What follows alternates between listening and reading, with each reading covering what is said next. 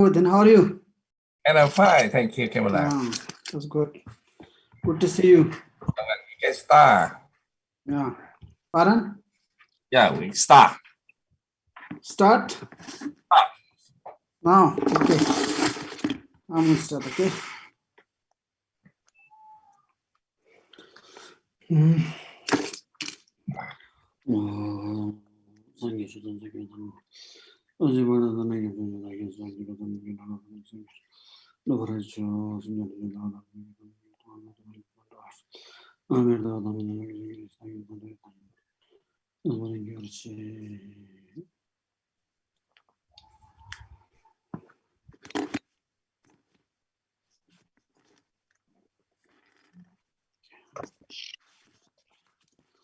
Okay, good evening, everyone.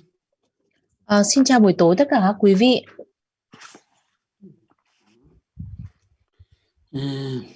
Today I'm going to describe about the 6 parameters, and hopefully it will help to all of you. So I try myself as much as possible. Then, so that's before you just listening it to the Dharma, you have a pure motivation, and pure motivation is important to have this motivation, because the motivation is all the depending all the dharmas. So then we just listen it, have good motivation and good conduct. Hôm nay thì thầy sẽ giảng về nội dung 6 ba la mật, và thầy hy vọng là sẽ hữu ích cho mọi người. Thầy sẽ cố gắng hết sức để có thể giảng để cho mọi người có thể dễ hiểu. Và trước khi chúng ta lắng nghe giáo pháp thì chúng ta cần phải có một cái động cơ thanh tịnh. Thì động cơ thanh tịnh này thì rất là quan trọng, chúng ta cần phải có, bởi vì tất cả các pháp đều nương tựa vào động cơ. Vì vậy khi chúng ta lắng nghe giáo pháp, chúng ta cần phải có một cái động cơ thanh tịnh và có một cái kỷ luật khi nghe pháp. Okay, then, and so our teacher, the great teacher, the Buddha Shakyamuni, and first of all, he developed himself the enlightened attitude, and then he just developed then all the he developed that first he developed the enlightened, then he developed merit and awareness through these countless kalpas or countless eons, and until he then finally he attained the he become Buddha. So therefore, then he's the first. Then he just turned he just after enlightened, he just after enlightenment, and he did not teach the teaching for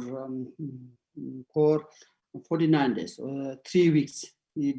He refused to teach Dharma, and he said that it is the performed teaching, that the Dharma teaching is very precious.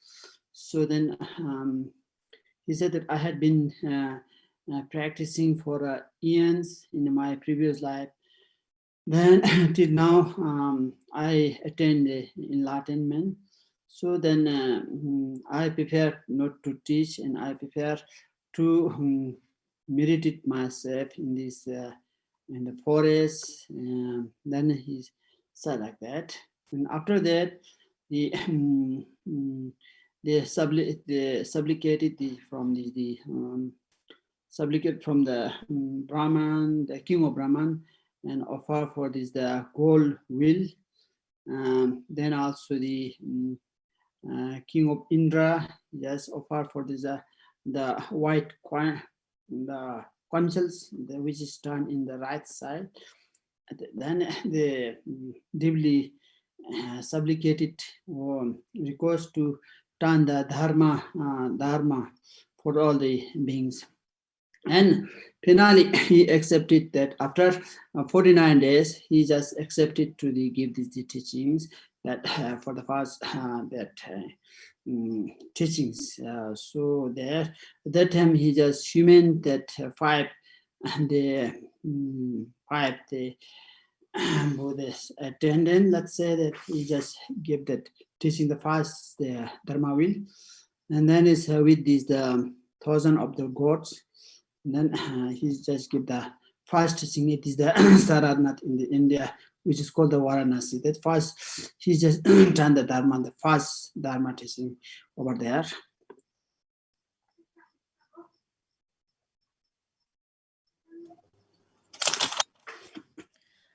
Và giống như là bậc thầy vĩ đại của chúng ta, Đức Phật Thích Ca Mâu Ni, đầu tiên thì ngài cũng phát khởi tâm giác ngộ, và sau đó thì ngài tích lũy công đức, và qua hàng A Tăng tỷ kiếp thì cuối cùng ngài cũng đã đạt được Phật quả. Ban đầu sau khi ngài đạt được giác ngộ thì ngài quyết định rằng ngài sẽ không giảng giáo pháp này, và ngài ngồi thiền ở trong vòng 49 ngày, trong vòng 7 tuần, và ngài từ chối, ngài sẽ không giảng pháp, bởi vì ngài nói rằng là giáo pháp này rất là thậm thâm và rất là chân quý. Ngài đã phải thực hành trong hàng A Tăng tỷ kiếp, và giờ đây ngài mới có thể đạt được chứng ngộ. Vì vậy thì ngài sẽ và ngài cũng sẽ không giảng giáo pháp này, và ngài quyết định là sẽ ngồi thiền ở trong rừng. Nhưng sau đó thì nhờ cái sự thỉnh cầu của vua Phạm Thiên đã cúng dường ngài một bánh xe bằng vàng, và vua Đế Thích thì đã cúng dường ngài bằng một ốc pháp màu trắng có xoáy phải. Và nhờ cái sự thỉnh cầu của các vị đó mà cuối cùng sau 49 ngày thì Đức Phật ngài quyết định là ngài sẽ trao truyền giáo pháp. Và đầu tiên thì ngài chuyển bánh xe pháp luân và giảng dạy cho 5 đệ tử tại Varanasi. Okay, then he just taught the Four Noble Truths. First, he's teaching Buddha's teaching the Four Noble Truths. And this is the that called the truth of suffering, truth of origin, truth of cessation, truth of path. That is the Four Noble Truths. He just taught in the first 10 in Varanasi, Tangsong Lungwa. It is kind of the palace. So then after having this achieving the first novel truth is called this. So then he just say the first taught the Dharma. This is being the teaching of this Four Noble Truths. So start of this that is the first teaching, and then it's suffering. It says suffering, truth of suffering. Then truth of suffering, we have to understand why we have the suffering. We have to understand that the causal suffering, the cause, causal suffering. Then is we have to why we get this suffering. Then Buddha said that we have to understand the cause, the suffering cause, and why we get the suffering. And then we investigate that. Without cause, we don't get the suffering. And then it's any samsara. There's a causal and effect. And then is that. Cause suffering. Then is when you have this stop this the cause that the negativities is the cause of suffering. Then when you that from the Buddhist speech mind, we just create the negativities. So when you just cease or stop that from body speech mind, then there's no suffering. So and then is if you have the create, then we just cessation that truth of the origin, means that all the suffering comes from the negativities, because negativities is the causals. So therefore is and we have to understand that causals and then effect. So therefore is and then is we understand the suffering. Usually the grosser, there are two types of that suffering. That is grosser suffering, and then called this the grosser suffering is we can understand quite easily. Then is after that is subtle suffering, which is suffering is very very that small, very difficult to recognize the suffering, that which is the subtle suffering. So the grosser suffering, which is called this, we experience that headache or pain our bodies, and that like is we get is like is suffering of the health suffering, or that suffering of the harigos, suffering of the animals. And animals also, the suffering is the bigger animals can attack this, eat this, kill this, the smaller, like this kind of, we can recognize that kind of suffering. We can easily recognize, but we cannot recognize that which we have among the three types of suffering: suffering of that changing suffering, and suffering of that pervasive suffering. And that suffering of suffering is means we get that physically suffering, the mentally suffering, we can recognize easily. It's called the that suffering is suffering. Also we say the suffering of suffering means once we have this headache, and that is before curing that, and we get the suffering in like backache or stomach ache, like this. That is called the suffering of suffering.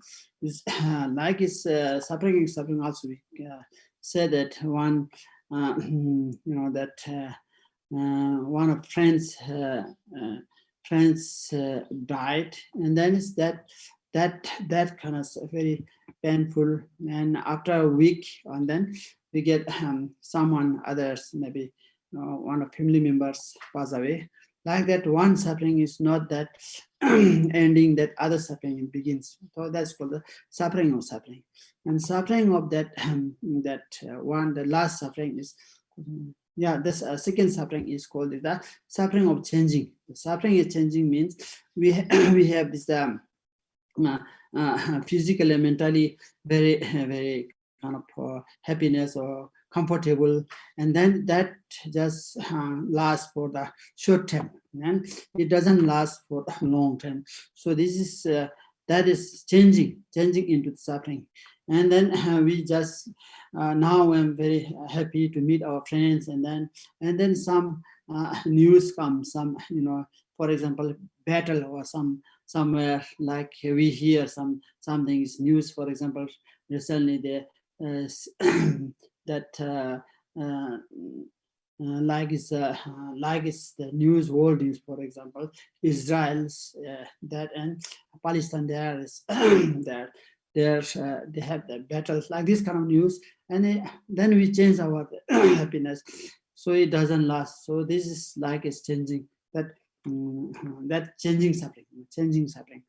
And then is the last suffering is called as a pervasive suffering, which is we have suffering is very very hard. It's a subtle, very subtle. We cannot recognize that. That is only recognized from this the arahats or bodhisattva, or this that they can recognize that the subtle suffering. So this is that mention of that.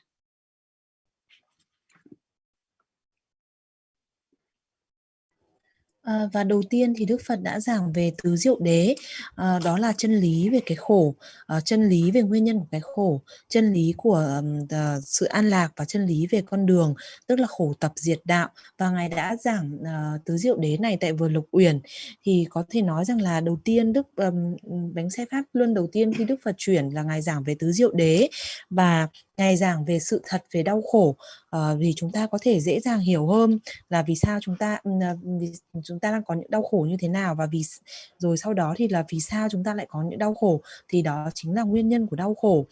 Chúng ta cần phải hiểu được cái nguyên nhân và chúng ta cần phải tư duy và suy ngẫm. Bởi vì nếu như không có nguyên nhân của đau khổ thì sẽ không có đau khổ. Và như vậy là Ngài giảng về luân hồi chính là nhân và quả. Và ví dụ như là những cái mà gây ra chúng ta đau khổ đó là từ những cái ác nghiệp của chúng ta, từ thân khẩu ý của chúng ta tạo tác các ác nghiệp. Và nếu như chúng ta có thể dừng các cái ác nghiệp từ thân khẩu ý của chúng ta thì chúng ta cũng có thể chấm dứt được cái nguyên nhân của sự đau khổ. Thì có thể nói rằng là cái chân lý thứ hai đó là tập đế, tức là sự thật về nguyên nhân của đau khổ. Và thông thường thì chúng ta cũng có các cái loại có đau khổ thô, là chúng ta có thể dễ dàng có thể nhận ra được. Và thứ hai là đau khổ một cách vi tế thì nó rất là nhỏ và nó rất là khó để có thể nhận ra được. Những cái đau khổ mà thô thì chẳng hạn như chúng ta bị đau đầu chẳng hạn, hoặc khi mà chúng ta bị đau đớn, hoặc là khi các chúng sinh ở cõi địa ngục hay cõi ngạ quỷ hay cõi súc sinh, chẳng hạn như là ở trong cõi súc sinh thì những động vật lớn hơn có thể săn đuổi, có thể giết những cái động vật nhỏ hơn, thì chúng ta có thể nhìn thấy và chúng ta dễ dàng nhận ra. Chúng ta có thể chia đau khổ thành 3 loại, đó là khổ, hoại khổ và hành khổ.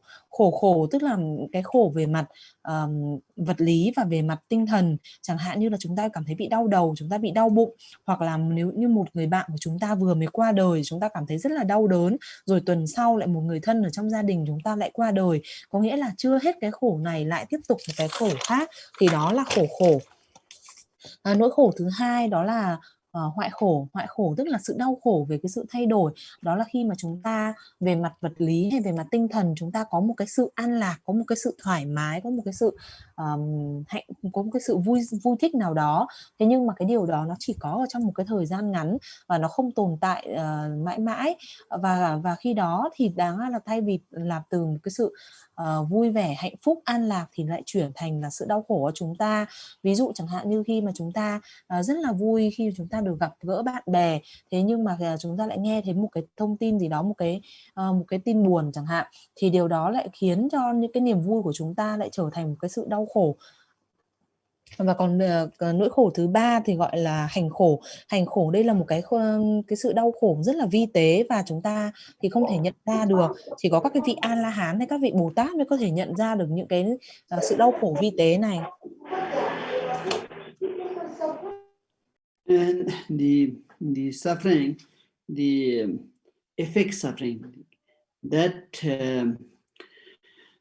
the truth of suffering is that without cause it doesn't occur. So the cause, due to the cause we get is the suffering. There's two types of that cause, that the karmic cause, and then that affective emotion cause. So there are many types of that, diversity of type of suffering, varieties of suffering. And for example, we have many types of suffering, that physical suffering and mentality suffering, and so there's lots of suffering. That suffering comes from that affective emotion. Affective emotion. Due to the affective emotions, we get that suffering. Then the sorrow will get that.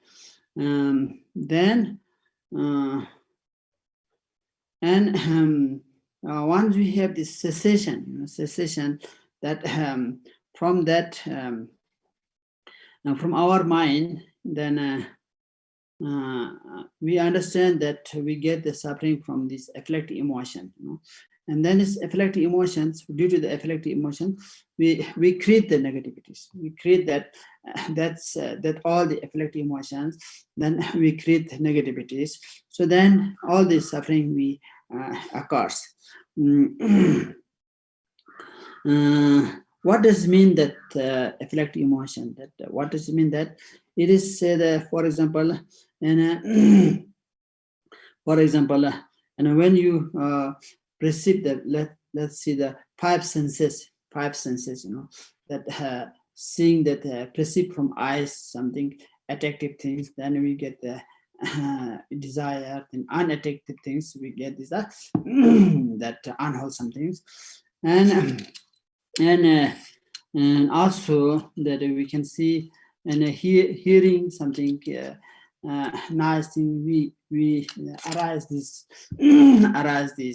desire, and then hearing something then unpleasant thing, then we arise the unpleasant sensation, then smell with pleasant things, we just arise the that pleasant, then that smelling some stink like unpleasant smell, we just feel that unpleasant that feeling like this. And then also some that trace which is flavor, you know, that flavor, nice flavor, we just have that desire arise. Then unpleasant that flavor like edible things, then we just arise this. That is the unpleasant feeling like this. And also touchable things and nice things, we just arise the sensation, then nice sensation. Then is unpleasant things, unwholesome things, then is we get is the also that unsense, that kind of pleasure arise. And then is and then is these things we get is the anger due to that, and then is that then also we arise this anger and pride and jealousy and like and that is arise when these things, then due to those we just we create the negativities, you know, that then is when you have this the skill or that how to avoid this kind of 5 types of these negativities or afflicting emotion, then we just if you have a skillful to avoid that those are, then we will not that get a sorrow in like, you know, then is like that.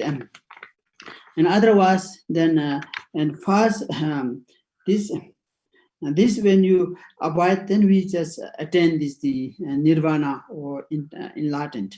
So that is we will attain that.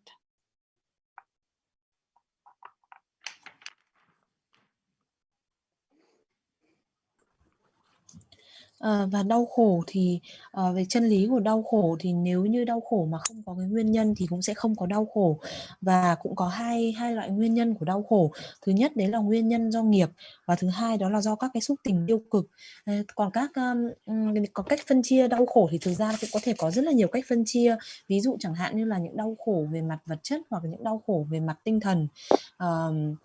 Còn những đau khổ chúng ta hiểu là những đau khổ này là do những cái xúc tình tiêu cực gây ra, thì một khi mà chúng ta có những cái xúc tình tiêu cực thì từ trong tâm của chúng ta có cái sự đau khổ đó, và từ cái xúc tình tiêu cực đó thì chúng ta tạo tác các cái ác nghiệp, và bằng cái việc tạo tác các ác nghiệp thì chúng ta lại phải chịu nhận các cái đau khổ, các cái xúc tình tiêu cực. Ví dụ như khi nói đến 5 giác quan của chúng ta, chẳng hạn như là khi chúng ta nhìn bằng mắt của chúng ta thì nhìn thấy những cái cảnh đẹp ý vui thì chúng ta nảy sinh ra cái sự ham muốn, nảy sinh ra cái sự bám chấp. Còn nếu như nhìn thấy cái điều gì không vừa lòng, chứng tai gai mắt thì chúng ta sẽ sinh ra cái cảm thụ là khó chịu. Chẳng hạn khi chúng ta nghe, đối với nghe cũng như vậy, nếu như chúng ta nghe thấy những lời hay ý đẹp, những cái điều tử tế thì chúng ta cảm thấy dễ chịu. Còn nếu như nghe những cái âm thanh hoặc là những cái lời nói mà khó chịu thì chúng ta cũng cảm thấy trong lòng rất là khó chịu. Hoặc là khi ngửi mùi vậy. Nếu mà ngửi thấy những mùi thơm thì chúng ta cảm thấy dễ chịu, còn nếu ngửi thấy những cái mùi nó không được dễ chịu thì bản thân trong lòng chúng ta cũng có một cái cảm thụ không hề dễ chịu. Và đối với vị, tức là khi chúng ta nếm được những cái vị ngon thì chúng ta cũng cảm thấy yêu thích và chúng ta cảm thấy có một cái gì đó bám luyến vào đó. Còn nếu như chúng ta nếm những cái vị mà nó không ngon, nó không dễ chịu thì chúng ta cũng không thích. Giống như và xúc chạm cũng vậy, nếu như chúng ta xúc chạm có những cái xúc chạm êm ái thì chúng ta sinh ra những cái cảm thọ là chúng ta cảm thấy ưa thích. Còn nếu như đối với những cái gì mà chúng ta không thích thì chúng ta sẽ sinh ra cái cảm giác là khó chịu.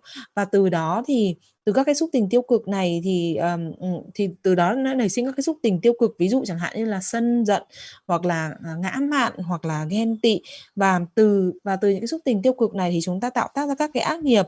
Vậy thì chúng ta cần phải có cái năng lực, chúng ta cần phải có cái kỹ năng để làm thế nào để có thể tránh được các cái xúc tình tiêu cực đó.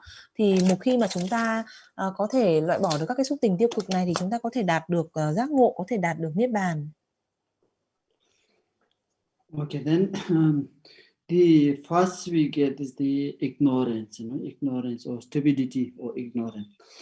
Ignorance is we cannot distinguish. Ignorance means we cannot analyze, and is the opposite that ignorance is the wisdom, right? And then is that ignorance we cannot that analyze the positive and negativities. So then is we get this then attachment and aversion or anger and this jealousy, like this kind of pride or this kind of the these five that affect emotions, and through the five affect emotions we create the negativities, right? So that through the five that affect emotion we create that, and that affect emotions then harm other beings, right? It harms the beings, it harms others, and it harms our relatives, it harms our company and our friends, and it harms anyone. So once we have, for instance, if I have a anger, then it harms our friends and even anyone, whoever we have that encounter, then it harms. So that is once we have this kind of five, then afflictions harms anyone, even the any creature you can harm, and this and that is get for our mind. So and so therefore is once we create that afflictive emotion and create this then the due to that we the causal like that, and then effect is will get is that sorrow or unpleasant things, unwholesome things we occur. So and that is the samsaric, that cause and effect, and so this is called that's the cyclic existence, that samsara. So that then we have to recognize that is the suffering, that is the samsara. So this we have to realize that that is the suffering comes from this afflictive emotion, and then is even though we understand this kind of grosser thing, we understand that it's need to avoid. We understand that, everyone understand, mostly understand, and then is that we just not have a pay attention, then we want is that how to say that kind of wholesome things, that happiness or pacify, and then that is we don't get because the cause is the that negativities. Then how can we get is that result is the positive, that if the cause is positive, then result is the happiness comes. Otherwise we don't get that, and then is what we need, that the skill or method, what we need the method in order to avoid in order to avoid the afflictive emotion. Then is the Lord Buddha Shakyamuni, and the Buddha Shakyamuni, he just has shown that the path of this the nirvana, or like this, and he showed this the cause and effect of this nirvana. How do we attain this that is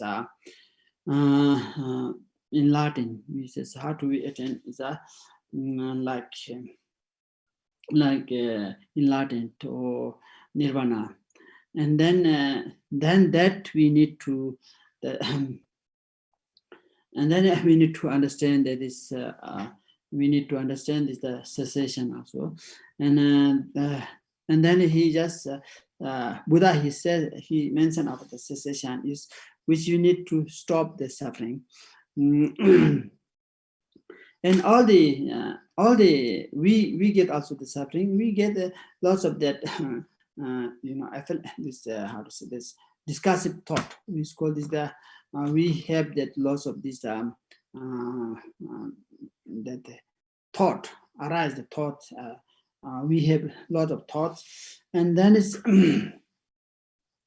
and thought, the negative thoughts, the negative thoughts like conceptions, lots of conception, negative conception thought arise, and then we need to give up this thing. We need to eliminate those negative thought, that sense, and that conception.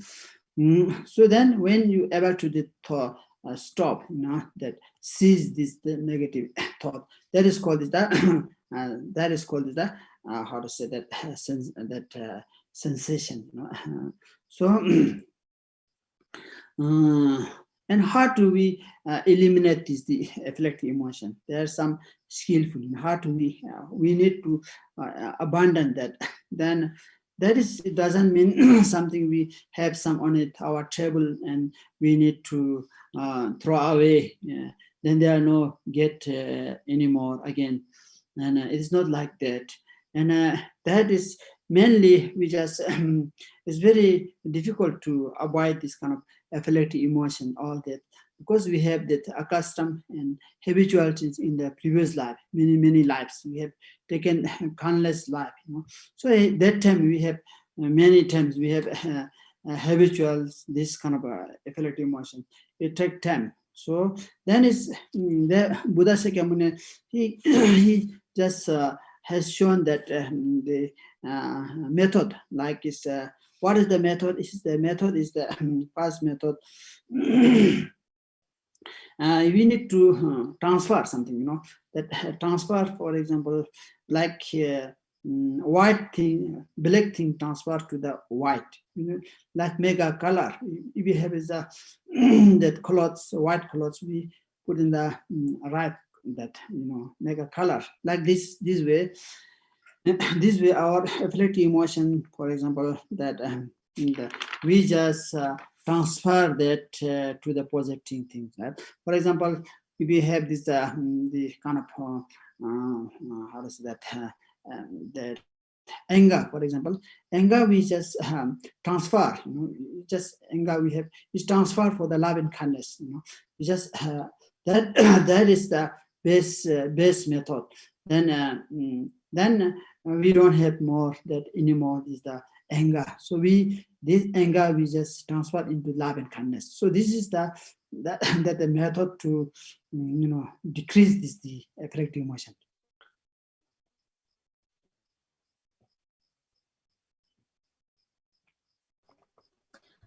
Và trong các cái xúc tình tiêu cực thì đầu tiên đó là vô minh. Vô minh đó là do chúng ta không biết phân biệt và chúng ta sẽ không thể phân tích được. Thì trái ngược với vô minh đó là trí tuệ. Vô minh là chúng ta sẽ không phân biệt được đâu là tích cực và đâu là tiêu cực, và chúng ta sẽ có từ đó chúng ta sẽ nảy sinh các cái xúc tình tiêu cực khác, giống như là tham, bám luyến, sân, giận, đố kỵ và ngã mạn. 5 cái xúc tình tiêu cực này thì từ 5 cái xúc tình tiêu cực cơ bản này thì chúng ta sẽ tạo tác các cái ác nghiệp, và từ những cái ác nghiệp này thì nó sẽ gây hại cho tất cả những cái chúng sinh khác, thậm chí kể cả là họ hàng của chúng ta, bất cứ ai. Ví dụ chẳng hạn như cái cơn sân giận đến có thể làm hại đến bất cứ một ai. Và một khi mà chúng ta có những cái xúc tình tiêu cực này thì thậm chí có thể nói rằng là chúng ta có thể làm hại bất cứ một cái chúng sinh. Những cái xúc tình tiêu cực này có thể làm hại bất cứ một cái chúng sinh nào, bởi vì nó khởi sinh ở trong tâm của chúng ta. Bởi vì khi mà chúng ta đã tạo ra cái nguyên nhân đó là các cái ác nghiệp, thì kết quả của chúng ta, cái kết quả là chúng ta sẽ phải chịu những cái đau khổ, những cái điều không hề dễ chịu gì trong cuộc sống. Thì có thể nói đó là cái nhân và quả của luân hồi. Chính vì vậy có thể nói là đây là cái vòng, cái sự hiện hữu vòng quanh của luân hồi, tức là nó cứ đi thành vòng như vậy. Và chúng ta phải nhận ra điều đó, và chúng ta phải hiểu rằng là đau khổ là đến từ những cái xúc tình tiêu cực, từ những cái ác nghiệp này. Và thậm chí là kể cả khi chúng ta đã hiểu được điều này rồi thì chúng ta cũng không có đủ chánh niệm, chúng ta cũng không đủ để tập trung và để nhận ra được nó. Và chúng ta, ví dụ như chúng ta thì muốn những cái điều tốt đẹp, chẳng hạn như chúng ta mong muốn được an lạc, muốn được hạnh phúc, thế nhưng mà chúng ta lại không có được những điều đó. Bởi vì sao? Bởi vì cái nhân chúng ta gây ra nó là những cái ác nghiệp, thì kết quả cũng thì làm sao mà có thể là tích cực được. Vì vậy cho nên là chúng ta cần phải có những cái phương pháp, những cái phương tiện để có thể tránh được những cái xúc tình tiêu cực này. Thì chính Đức Phật Thích Ca Mâu Ni ngài đã chỉ ra cái con đường để đạt được niết bàn. Và ở hai cái chân lý tiếp theo thì ngài giảng về cái kết quả và cái nguyên nhân của niết bàn, và ngài chỉ ra cái con đường làm thế nào để chúng ta có thể đạt được giác ngộ. Và đầu tiên thì chúng ta phải hiểu thế nào là niết bàn, tức hay là sự tịch diệt. Thì Đức Phật Thích Ca ngài đã nói rằng là về tịch diệt, tức là đã chấm dứt của đau khổ. Vì chúng ta thì có rất là nhiều đau khổ, và chúng ta có rất là nhiều những cái niệm tưởng. Chúng ta có bình thường chúng ta có rất là nhiều các cái niệm tưởng nó khởi sinh, và rất nhiều các cái ý nghĩ, các cái khái niệm, và chúng ta phải có thể cố gắng bỏ được những cái niệm tưởng này. Thì khi mà tất cả những cái điều này nó chấm dứt thì đó chính là sự tịch diệt. Vậy thì làm thế nào để chúng ta có thể bỏ được điều đó? Thì nó không đơn giản giống như là ví dụ như chúng ta có cái xúc tình tiêu cực ở đây là như một cái bàn ở đây và chúng ta chỉ cần ném nó đi, như vậy là chúng ta đã hết. Thì nó không đơn giản là như vậy, mà nó rất là khó để có thể tránh được những cái xúc tình tiêu cực này. Vì sao? Bởi vì chúng ta đã có một cái thói quen, chúng ta đã có một cái tập khí mà chúng ta đã huân tập từ vô lượng các cái kiếp của chúng ta. Những cái xúc tình tiêu cực này để có thể là chúng ta có thể tránh được, có thể loại bỏ được nó thì cần phải mất thời gian. Và Đức Phật Thích Ca Mâu Ni đã chỉ cho chúng ta phương pháp, đó là chúng ta cần phải chuyển hóa những cái xúc tình tiêu cực này. Ví dụ chẳng hạn như là từ một cái đồ màu đen chúng ta có thể chuyển sang màu trắng, hoặc thay như chúng ta có một cái mảnh vải màu trắng thì chúng ta có thể nhuộm màu nó. Thì cũng tương tự như vậy, chúng ta chuyển hóa những cái xúc tình tiêu cực này thành những cái điều tích cực. Ví dụ như chúng ta có thể chuyển hóa sân giận trở thành tình yêu thương và lòng từ ái. Và dựa trên những cái phương pháp đó thì chúng ta sẽ là có thể giảm thiểu những cái xúc tình tiêu cực này. Okay. Then the afflictive emotion of the ignorance or stupidity. Ignorance, we arise ignorance. Then also we have a method to transfer it to the wisdom, awareness or wisdom. We just attempt to do this, transfer into the wisdom. So then it is once you are capable to transfer all this afflictive emotion into this kind of ways, then that is called the cessation, truth of cessation. Is that after that finishing that the transfer. What does it cease or stop? Means that is stop the cease of the unwholesome thing, the sorrow or suffering, and that is stop. That we don't get any more that, and because we transform those things, and then it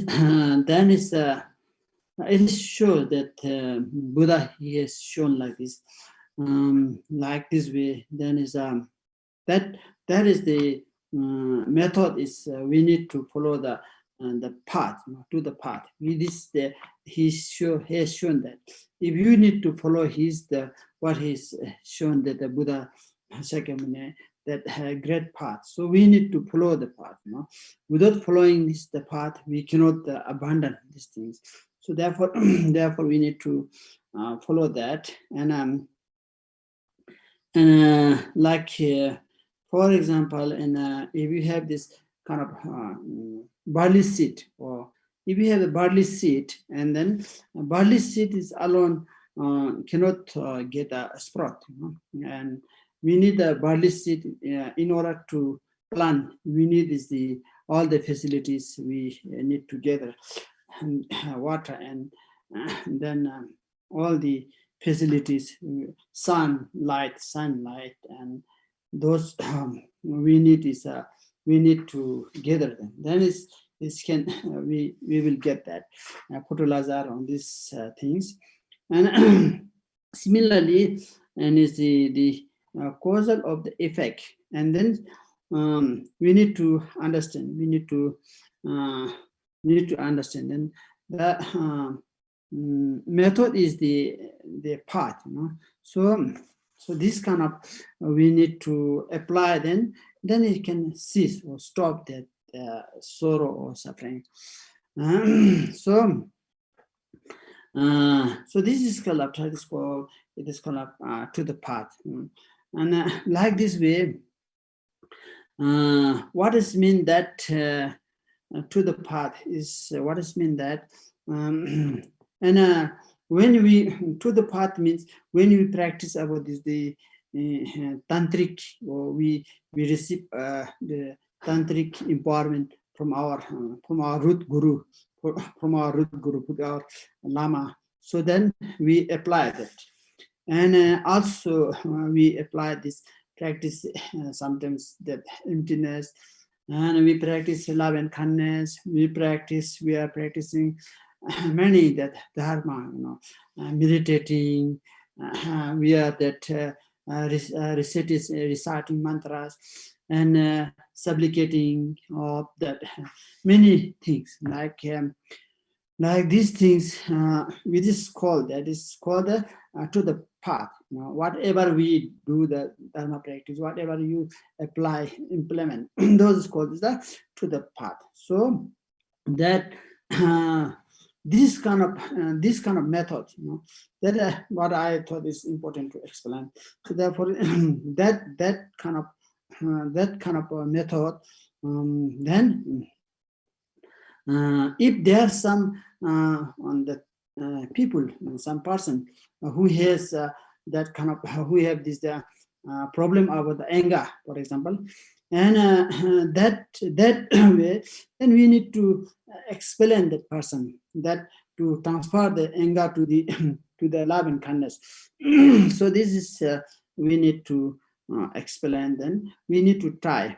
If someone has very restful, very much strong anger, so that and like then we just explain about this love and kindness, transfer in the love and kindness, and then that love and kindness, or love and compassion. This is that is the method, that is the skillful. So therefore, and also we just if it's still strong, that anger is strong, is not that the rudely that cannot cut down, and we need to when we get anger, we need to just concentrate and like don't move and don't talk, and just like a piece of wood like that, we just concentrate. Then we just look at the nature of the anger. We just investigate the anger. What does appear? Does it appear from our head, or does it appear from our limbs? Does it appear from that our any that faculties, or nose faculties, eye faculties, that tongue faculties? Where does it arise? We just look at the nature of this anger, and then it can reduce, the anger can reduce. When you observe that investigate. And then, for example, for our own mind, sometimes when you get arise the pain, you get a painful, that our mind is get this sorrow, or we get a very unpleasant, that, and we get arise the depression, and also this kind of arise, and this, then that is cause that these things, whoever has this have, then it can as suffering, and it makes suffering, that it never comes that kind of positive things or happiness. Happiness never comes once we have this kind of anger. Is without transforming that, it is get as that is the unpleasant things. So therefore, whoever has this kind of afflictive emotion, whoever has this anger, it is definitely as that person has the unpleasant in mind. And you just see that, from the from her or his or her, that face how to say, expression, like that kind of looks like a happy, but inside is unpleasant. So this is we need to, who has that, nobody wants that kind of anger once you have that. So therefore we need to transfer. And it's but it comes, nobody wants that anger, but it comes automatically. Automatically comes in ours. That we don't that create ourselves. It comes automatically. So therefore, it is not that come that some ways, and we afford that it comes, but it's naturally it it comes in our mind. So the anger comes like that way. And okay.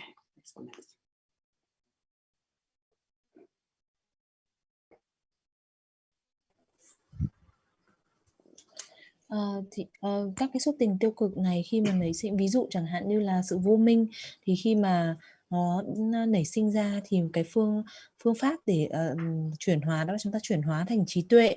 Và nếu như những ai mà có khả năng để chuyển hóa tất cả những cái xúc tình tiêu cực này thành những cái điểm tích cực, thì là có thể nói rằng là người đó đã đạt được niết bàn, đạt được tịch diệt.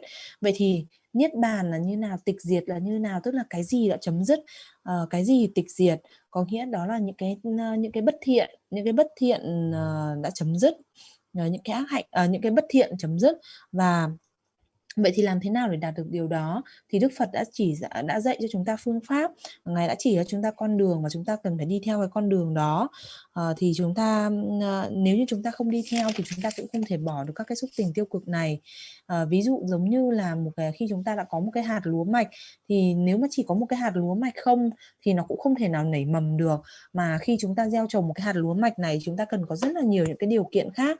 Ví dụ chẳng hạn như chúng ta cần có nước, cần có ánh mặt trời, cần có phân bón, vân vân. Cũng tương tự như vậy, thì nhân và quả, chúng ta cần phải hiểu rằng là cái phương pháp ở đây chính là cái con đường, và chúng ta cần phải áp dụng cái phương pháp đó, chúng ta cần phải đi theo cái con đường đó, thì chúng ta mới có thể chấm dứt được cái sự đau khổ, chấm dứt được những cái bất thiện. Cũng tương tự như vậy. Thế thì vậy thì tiếp theo là thế nào là chân lý của về con đường?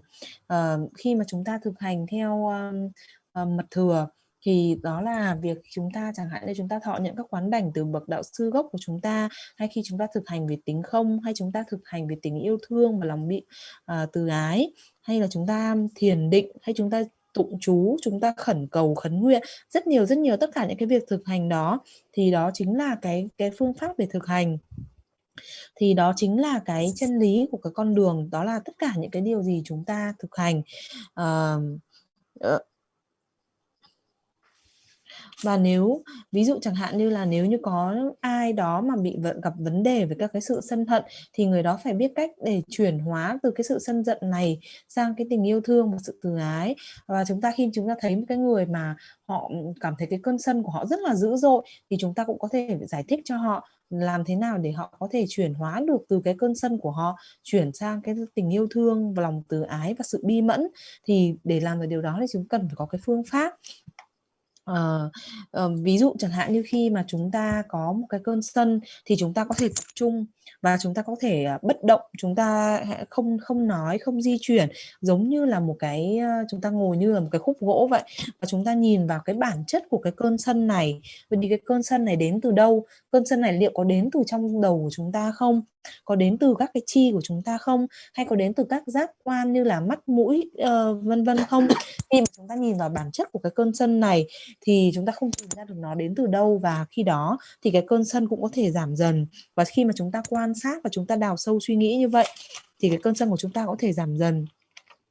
Ví dụ chẳng hạn như khi nếu như một người mà trong tâm của mình họ cảm thấy rất là đau khổ thì điều đó nó không dễ chịu một chút nào. Hoặc là chẳng hạn như khi mà họ cảm thấy rất là tuyệt vọng, nên những cái xúc tình đó nó phát sinh, khi những cái xúc tình đó nó nảy sinh lên thì bất cứ những ai mà vẫn còn những cái đó thì chắc chắn là người đó vẫn sẽ còn gặp đau khổ.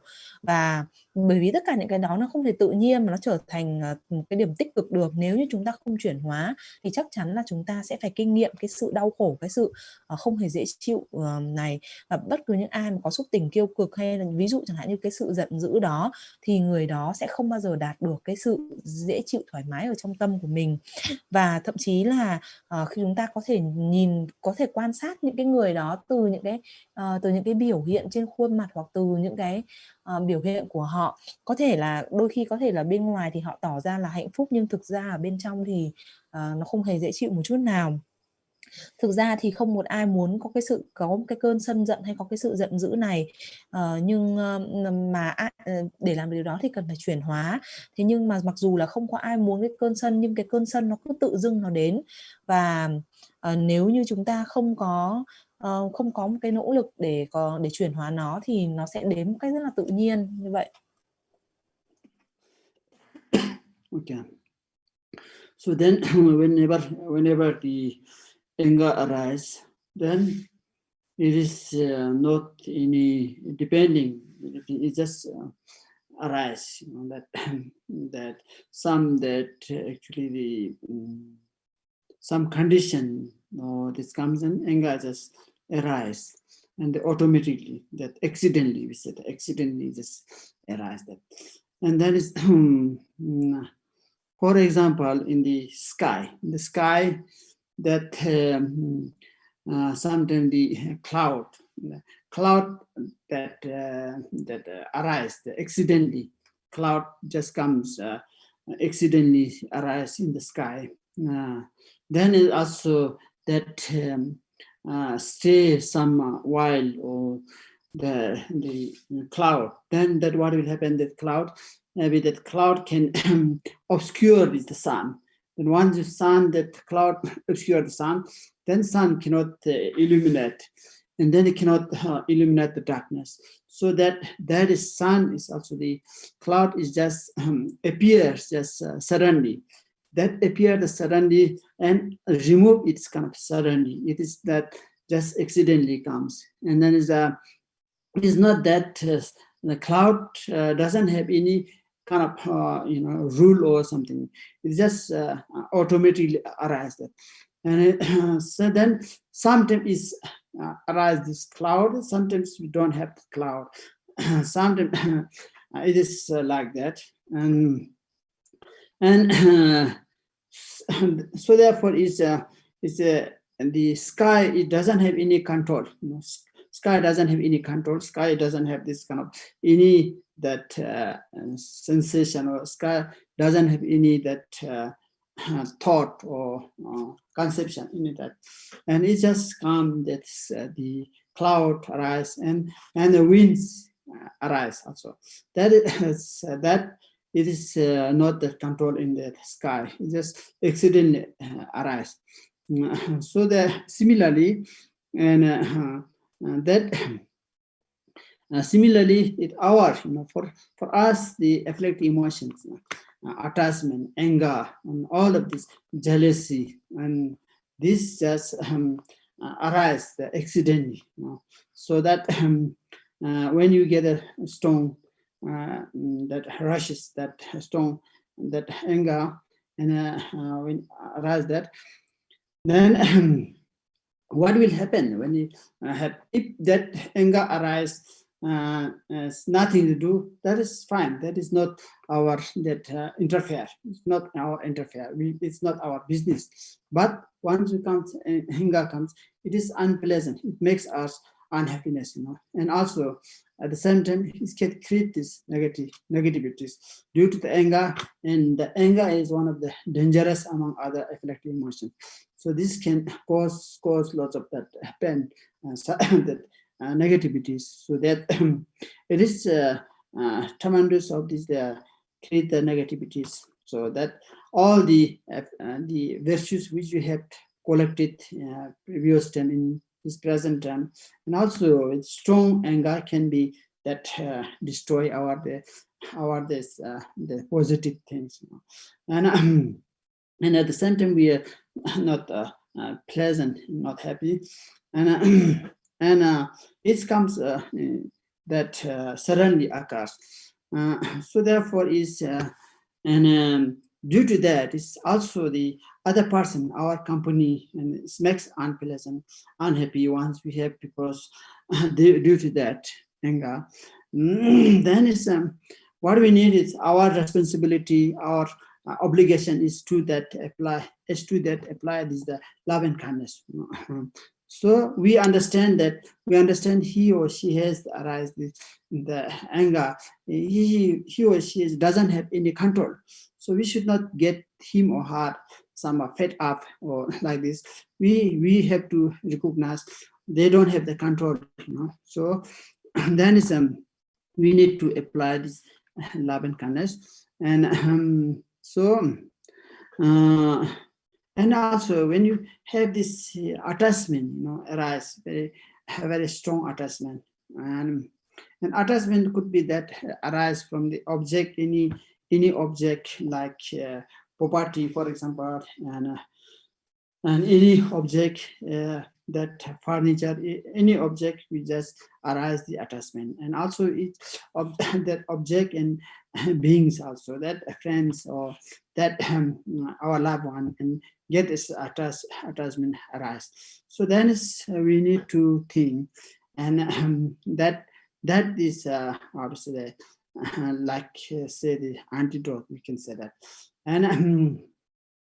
and this way we just in order to reduce the attachment, what we need to do, and then among that 6 parameters, I'm going to explain the 6 parameters, and that is the first, among the first parameters is called generosity, that we need to apply that, and once you have that, we have this stinginess, because we have not that containment, we want at lots of that, we need that things actually, that all the property, and then we need to transfer it to this attachment, we need to transfer to the generosity, or we need to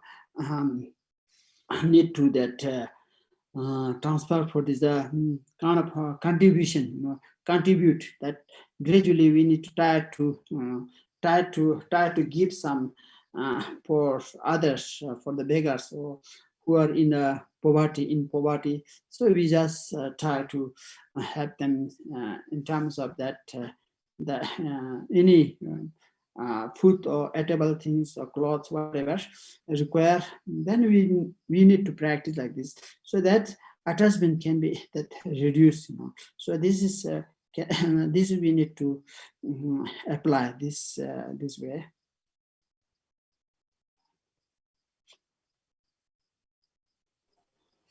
Và bất cứ khi nào mà cơn sân nổi lên thì nó cũng không phụ thuộc vào bất cứ cái yếu tố gì cả, mà nó chỉ cứ thế tự dưng cơn sân nổi lên thôi,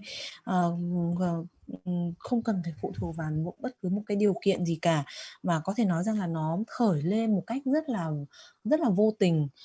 Ví dụ chẳng hạn như là bầu trời kia, thỉnh thoảng chúng ta có thể thấy là bầu trời thì có những đám mây xuất hiện một cách cũng rất là tình cờ, và thì chúng ta có thể tự hỏi là tại sao những cái đám mây nó lại xuất hiện. Và khi đám mây xuất hiện thì điều gì sẽ xảy ra? Khi mà đám mây xuất hiện thì nó có thể che mất mặt trời, và khi che mất mặt trời thì mặt trời không thể phóng tỏa những cái tia nắng và không thể xua tan đi được những cái bóng tối. Những cái đám mây nó xuất hiện một cách rất là đột ngột, và những cái đám mây này thì nó cũng không có một cái nguồn gốc gì cả, mà bởi vì khi chúng ta nhìn lên bầu trời thì có lúc chúng ta nhìn thấy có mây, và có lúc thì chúng ta nhìn thấy là không có mây, và vì là như vậy cho nên là bầu trời kia thì cũng không có cái cách nào để có thể kiểm soát được, và bầu trời nó cũng không có một cái cảm thọ gì đó, không có cái suy nghĩ hay cái cảm thọ. Khi mà đám mây hay là khi những cái cơn gió nảy sinh thì bầu trời nó cũng không thể kiểm soát được. Thì cũng tương tự như vậy đối với chúng ta, khi những cái xúc tình tiêu cực như là cái sự như là tham sân, sự đố kỵ, những cái xúc tình tiêu cực đó nó nảy sinh một cách rất là tình cờ, và khi một cái cơn sân giận mạnh mẽ nảy sinh thì điều gì sẽ xảy ra? Thì nếu như mà chúng ta không để cho nó ảnh hưởng đến chúng ta, vì chúng ta coi nó không phải là cái việc của mình thì không có vấn đề gì. Nhưng mà thông thường khi một cái cơn sân giận nảy sinh thì chúng ta sẽ thường có một cái cảm thọ là chúng ta cảm thấy không hề dễ chịu, và từ những cái cơn sân đó có thể dẫn đến việc chúng ta tạo tác các cái ác nghiệp. Thì cái cơn sân này nó rất là nguy hiểm, bởi vì nó sẽ khiến cho chúng ta tạo tác ra các cái ác nghiệp.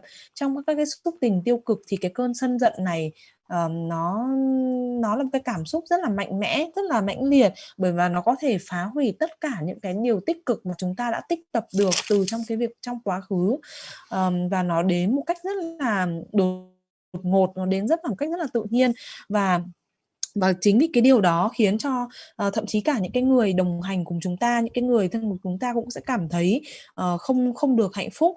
Vậy thì cái trách nhiệm của chúng ta là gì? Đó là chúng ta cần phải chuyển hóa cái cơn sân hận này trở thành cái tình yêu thương và lòng từ ái.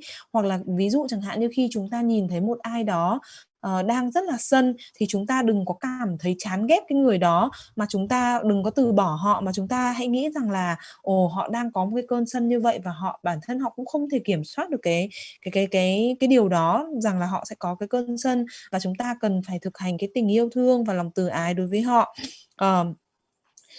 Và cũng tương tự như vậy, khi mà những cái xúc tình tiêu cực như là cái tham của chúng ta, cái sự bám luyến của chúng ta nảy sinh, thì cái sự bám luyến, cái sự tham này, cái tâm tham này nó có thể có bất cứ một đối tượng nào. Đối tượng đó có thể là đồ vật, cũng có thể là với con người, với chúng sinh, có thể là đối với những cái người mà chúng ta yêu mến. Thì chúng ta cần phải suy nghĩ rằng chúng ta cần phải có cái sự tư duy suy nghĩ, và đó sẽ chính là cái phương pháp để đối trị, và để có thể là giảm thiểu được cái sự bám chấp, cái sự tham luyến này. Thì trong số các cái 6 ba la mật mà thầy mà thầy đang chuẩn bị, mà thầy muốn giảng vào ngày hôm nay, thì cái ba la mật đầu tiên đó là về bố thí ba la mật, hay là về cái sự độ lượng, thì chúng ta cần phải thực hành cái điều này, bởi vì thông thường thì chúng ta sẽ có cái thói quen là keo kiệt. Vì sao? Bởi vì là chúng ta không có cái tâm biết đủ, chúng ta cảm thấy rằng là chúng ta vẫn cần phải có thêm, vẫn cần phải muốn thêm nữa.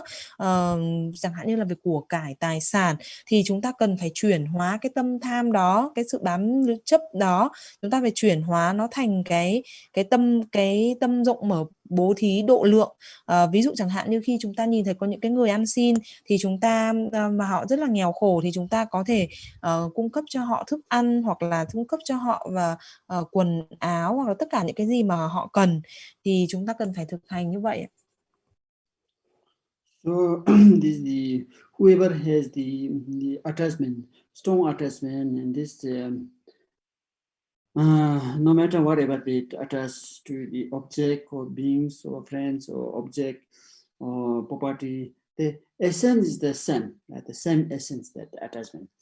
That whatever we just get our mind attached, that the essence is the same. So that Buddha Shakyamuni, he says that we need to transfer this thing. We need to utilize the you have to utilize our the skill. This once you that kind of transfer that attachment, for example, this you need to utilize into this that generosity. In the past, we have to use that in a small, that among the small things.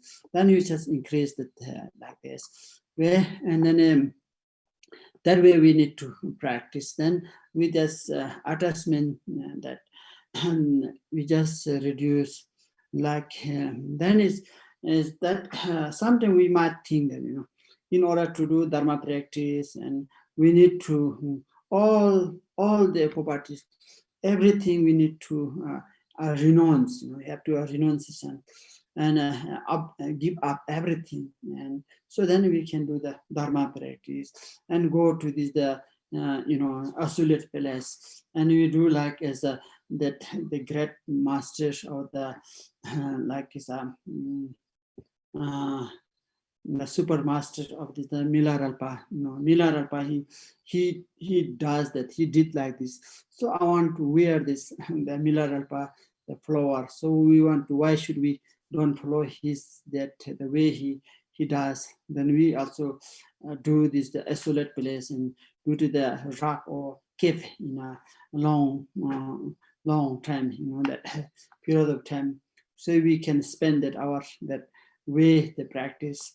And that is, we cannot that compare this Milarepa. Milarepa in just we cannot do like this way, and so therefore it's we need to we cannot abandon these things, everything we need in order to sustain. We need not to in order to survive. We needed this kind of that property. We need this facility, everything we require. What do we need? That what do we that think? We need to try to less attachment, try to decline that our this attachment. So that is important. That is also the Tilopa. He says that to the Naropa. The Naropas, the great Lama is the Tilopa. Tilopa, he told the Naropa, he says, son, that the appearance things, the appearance things that cannot caught you in the samsara. Then samsaric, the appearance, whatever the appearance from the five senses, you can appear in those things. It cannot bother you, and you cannot got into this samsara. That what is that caught you the samsara? If you that appearances, you have this the grasping, that clinging, you have this the appearance that you have this clinging, so that can caught into you to the samsara. Otherwise, if the appearances cannot that affect us. So therefore, we need these things. Those are, and but we need this the less attachment. Those things. It doesn't mean you have to give up everything and go to the isolate place and do that. It's not that. If you, how we can do that? If you cannot do now, cannot concentrate, how can you do that when you go to the remote area and that rural area to this meditate? We cannot concentrate here. Then how can you do that? We can do less. We can obviously we can less that distinction, this rural area or the isolate place. So so therefore is the Buddha Shakyamuni, he said that we have to reduce that things is we need this thing. So we cannot think like this way, that our method, our idea, in our this how to say perspective. So we try to everything we need to the house, we need to the everything, so that for what is the man to say, that need to reduce the attachment. That is the thing,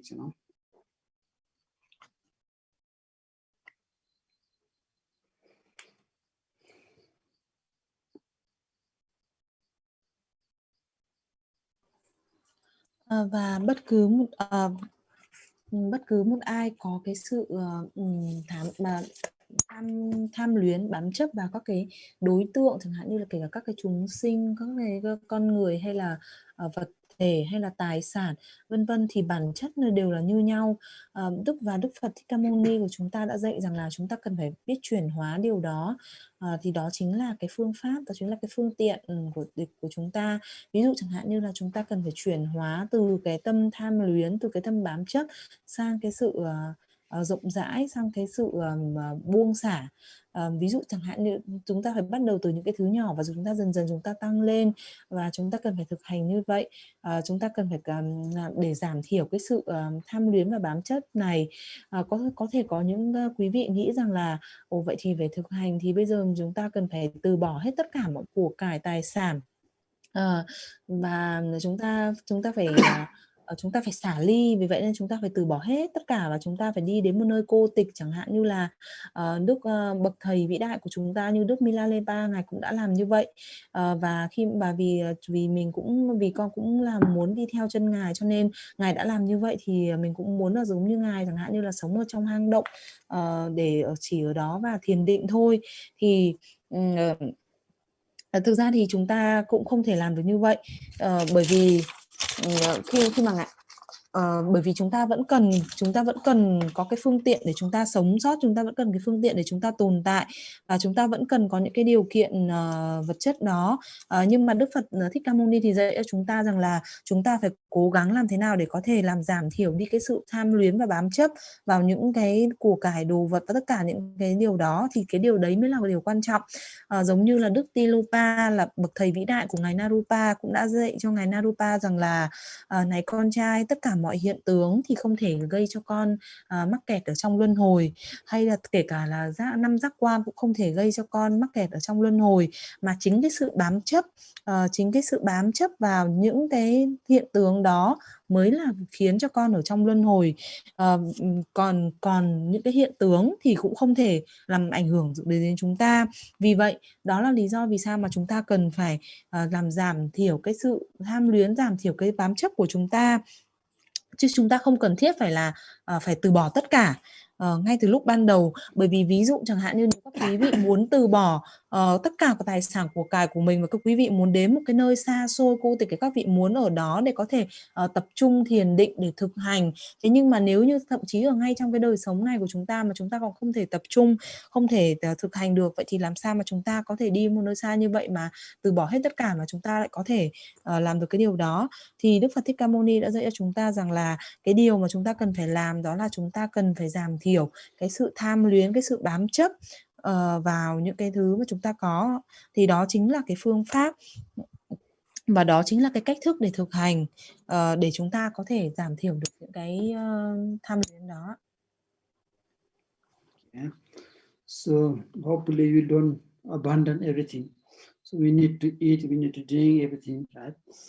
So then we need to rely on these things, So like it's Dharma practices means that we just reduce our afflictive emotions. So that is the important.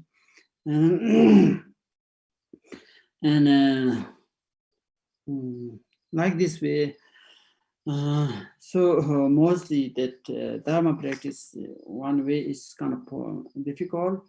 One way is kind of easier if you know the skill, or if you know this how to utilize the skillful, and then it's easy. Otherwise, it's also a little bit tough. So therefore, it's we need to do kind of gradually. So then, like with that, and that, like is so therefore is. We need is the practice accumulation is in order to that accumulation is important. That accumulation is for the through the 6 parameters. We just accumulate that as I mentioned is the first is generosity, that among the 6 parameters. And we say this way we need to practice generosity, and then the second is the morality or ethic morality, and then is the third one is patience, and then fourth is diligence, and the fifth is the samadhi. Then sixth one is the last one is the wisdom. So this is the how the categories. Then we need to do this this kind of ways practice, and then that we cannot that everything to give that generosity means it doesn't mean that we have to now that great opportunity to have this kind of the giving others. We think that yes, that is important actually, is giving others, and then is the that the consequences we'll get is that in the next life, and we will get is that plenty of these things, property. So that is, but we cannot that satisfy all everyone about from our generosity. But mainly what we need is that we need is more important intention. Intention is very important. I want to give something. This need is the intention, is the altruistic intention. This is very essential to have that. If you don't have this altruistic intention to give someone, then we get is the this arise the we will arise this the stinginess. If you have the stinginess, you just have to give this something to others. Then we think after that, oh, I shouldn't have this given this. I should have bought something else. I should have used this kind of money or things to something else, my own purpose. Then we get like this. But if you have this intention, it doesn't matter if you give the small thing and whatever. So that that is important. That if you think that, oh, if I have this practice, the generosity, the perfect generosity, so then I can that intend and attain this enlightenment. That is mean that then suppose the Buddha Sakyamuni, he also that did not able to give all the things to that generate everyone. But it doesn't mean that that if you just imagine how many that the beggars there are in this even one place, and if you are neighbor side, many places there, they are struggling, lots of people, and they are need something. Thus we cannot that provide these things have satisfied. You cannot that. So the main things we need to try to have is a intention. I will give whatever, whoever that requirement require. So I will ready to help everyone. This intention is more important. That is mostly you need to keep this in mind.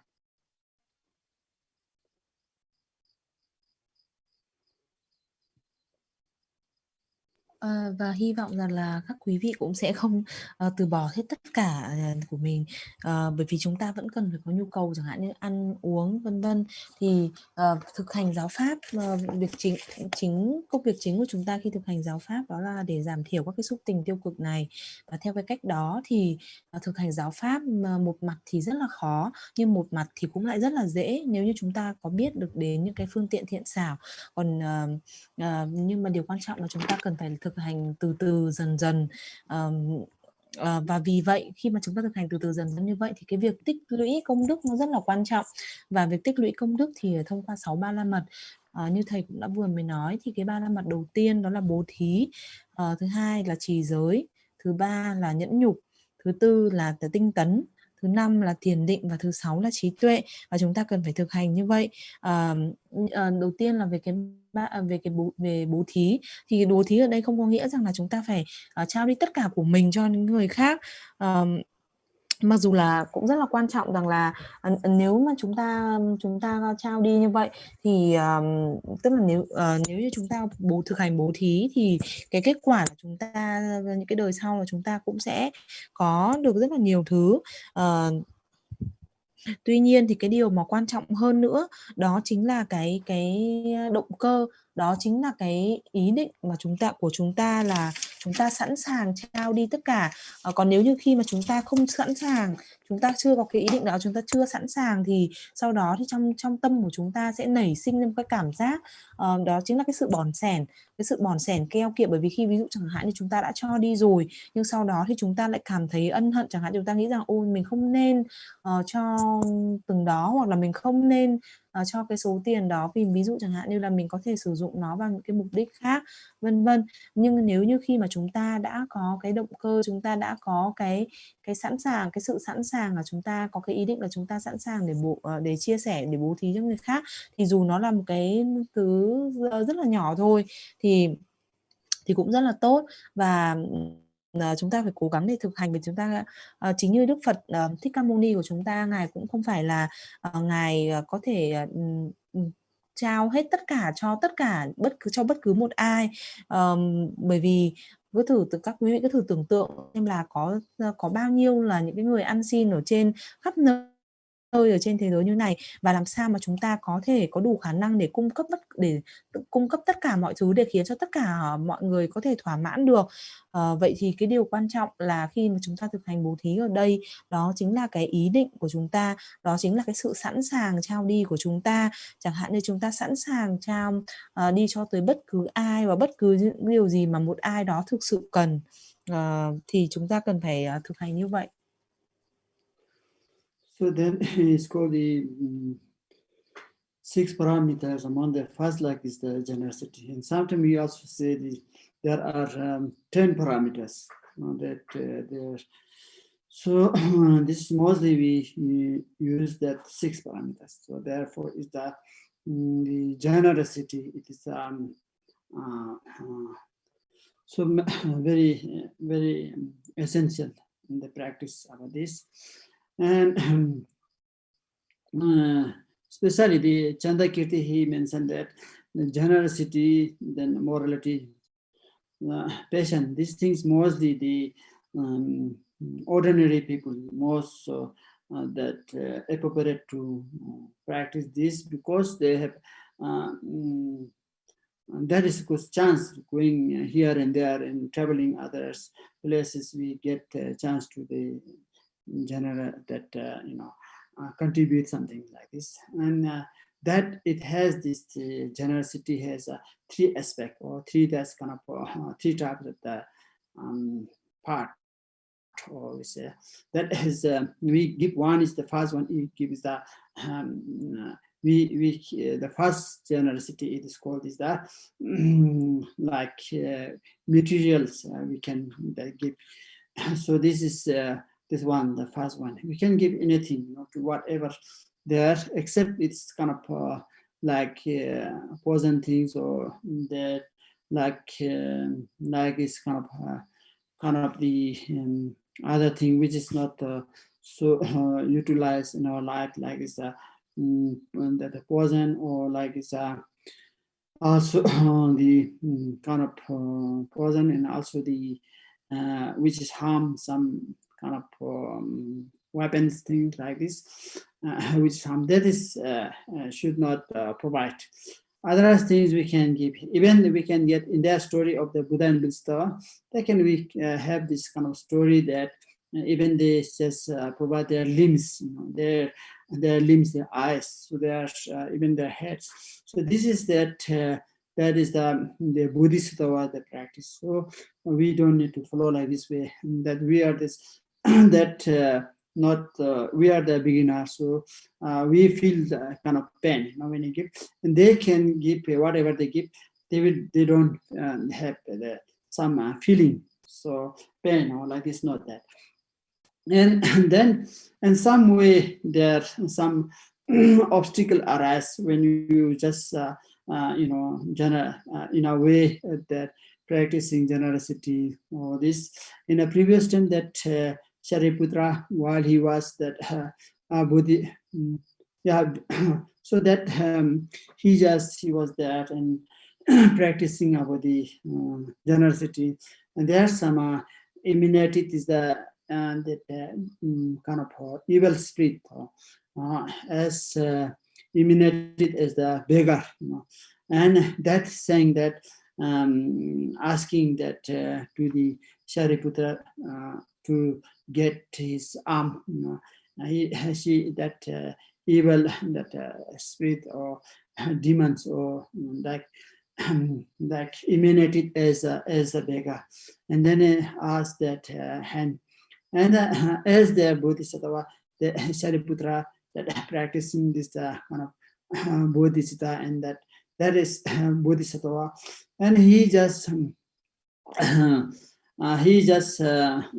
imputed his the hand in the left hand, So then he just imputed his the left hand. Then he just gave this the beggar. The beggar actually is not that real beggar. He just emanated as a beggar. And then is what is said that is actually the kind of that obstacles, that make like is then when the Shariputra give his the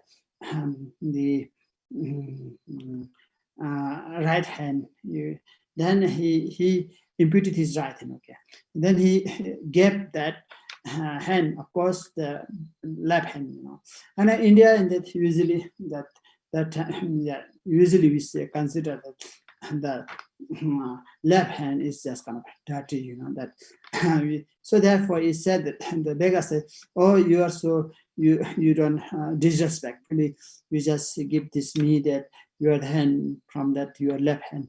That is the totally disrespectful." So then then he Buddhist law, he break his Buddhist vow, because he think that, oh, I cannot even I cannot have the one single sentient being. How can I have this all the beings? That he just very much that gets kind of very very deep that sadness arise. So that is like this. Actually, that is the demons emanated. That is the beggars. So then, like this way. Sometimes also we get this way. That obstacles arise this way. So that is we need to like this. There's kind of story about this happened also that. And usually the more we practice Dharma, in some ways there's arise the obstacles, there are plenty of obstacles arise, occurs. So this we should not that have that kind of, how to say, desperate, you should not that kind of like feel like unpleasant, or should not discouraged like this situation occurs. So like this.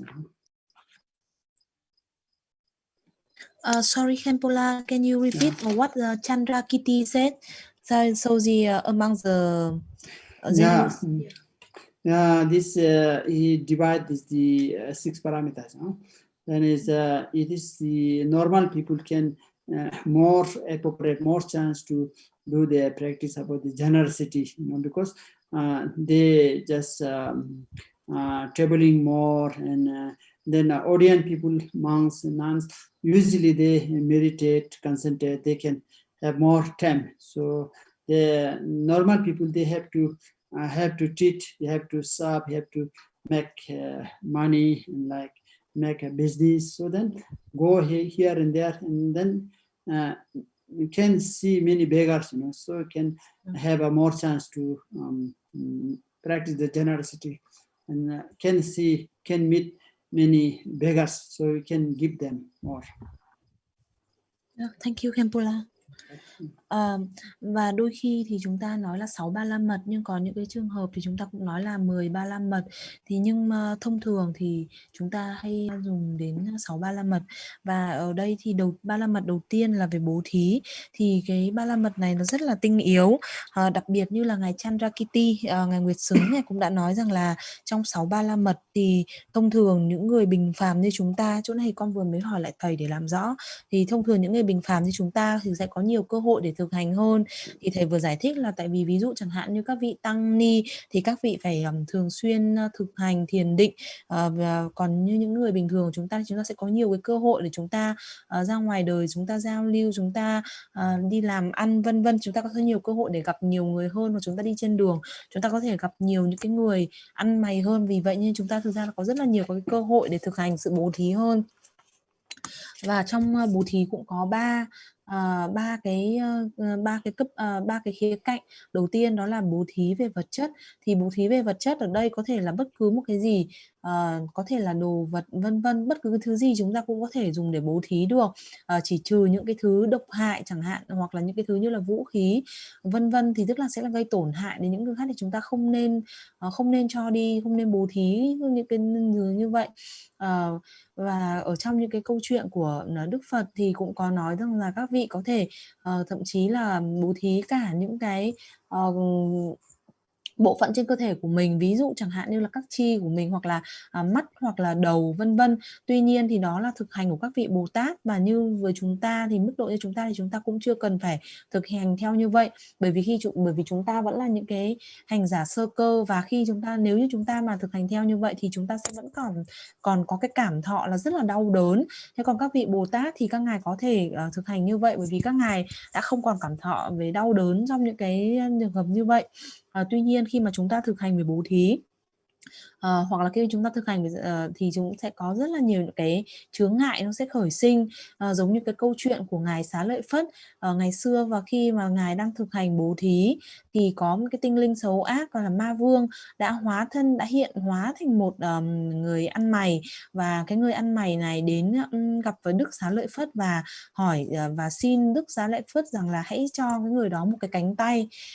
Và vì khi đó Đức Xá Lợi Phất ngài đang thực hành Bồ Tát đạo, và ngài đang thực hành ngài là vị Bồ Tát, và ngài đang thực hành Bồ Đề Tâm, và ngài đã dùng cái tay trái của mình và ngài chặt cái tay phải của mình để ngài đưa cho cái người ăn mày đó. Nhưng mà thực ra thì đây nó chính là một cái chướng ngại của ngài, bởi vì ngài đã tặng cho cái người ăn mày đó bằng cái bàn tay phải của mình. Thì đương nhiên vì ngài đã chặt bằng tay phải cho nên ngài phải đưa cho cái người ăn mày đó cái bàn tay phải của ngài, cái cánh tay phải của ngài bằng cái bàn tay trái. Nhưng mà thông thường ở Ấn Độ rằng là thì họ có cái quan niệm rằng là cái bàn tay trái nó là chỉ dùng những cái thứ gì đó dơ bẩn, và vì vậy thì khi đó cái người ăn mày này nói rằng là ngài này là ngài đã rất là coi thường tôi, bởi vì ngài đã đưa cho tôi một cái thứ đồ bằng cái tay trái. Và như vậy thì Đức Xá Lợi Phất khi đó thì ngài đã bị phá vỡ cái Bồ Tát giới, bởi vì ngài nghĩ rằng là nếu mà thậm chí đến cả một cái chúng sinh mà ngài còn không thể cứu giúp, không thể giúp được, thì làm thế nào ngài có thể cứu giúp cho tất cả hữu tình chúng sinh đây. Và ngài từ đó ngài khởi sinh cái nỗi buồn sâu sắc, và như vậy là ngài bị phá vỡ cái Bồ Tát giới của ngài. Nhưng mà thực ra thì đó chính là cái hiện thân của ma vương gây chướng ngại cho ngài trên cái con đường thực hành. Thì không có cái câu chuyện đó thì chúng ta cũng hiểu rằng là khi mà chúng ta thực hành thì đôi khi chúng ta sẽ gặp những cái chướng ngại trên con đường tu của chúng ta. Ví dụ như chúng ta càng thực hành thì nhiều cái chướng ngại nó càng nảy sinh. Nhưng mà khi có những cái chướng ngại đó khởi sinh thì chúng ta cũng không nên cảm thấy tuyệt vọng, không nên cảm thấy khó chịu, hoặc không nên cảm thấy nhụt chí. Okay. There are so many stories about this. The demons, or demons sometimes they just come as as a beggar, and that just display or something like this emanated the beggar, and us then requesting the precious limbs or leg or feet, something. And also one time there was Arya Deva, the great Indian master Arya Deva. Then he got also kind of obstacles the way he was practicing the generosity. And then the one person disguised as a beggar, as a beggar, just disguised. Then is saying us to these I that give here. I'm one of my that give me your eyes, Then Arya Deva, he just is a Bodhisattva, and he just give his, that eyes to that beggar. Beggar, actually, in reality, it wasn't beggar, in that disguised as the demons, so that evil spirit or demon. Then he just gave his eyes to that beggar, and then he just took that beggar's his eyes, and then he just going back the Aradeva, and he heard that big sound, then he just looked back. That beggar just step that his eyeball, then he stepped on the rock, and then that Aradeva, he went back and asked that the beggar, "Oh, it's how dare you that do like this? And my precious, I give you this. Why you just that crash that this precious eyes? Then why did you do this like this?" Then that beggar said that, "Oh, that sound is when I just crash that on the rock, and I just hear the sound was just amazing. Sound was just a wonderful sound. So that's why I just crashed that. Then is that he was so desperate. Then Arya Deva, he just realized that it must be obstacles, that must be then, and that it was actually that disguised as a beggar. So this is also that sometimes happen. So then it's so I don't want to explain these things and take long time. Like this, giving that there are three aspects or three types of that. The generosity, and one is called that we just give material things, So then whenever we just give enough, don't have any expectation, then if I give this thing, so I get from him the other things, nice things. We have that kind of expectation to from that.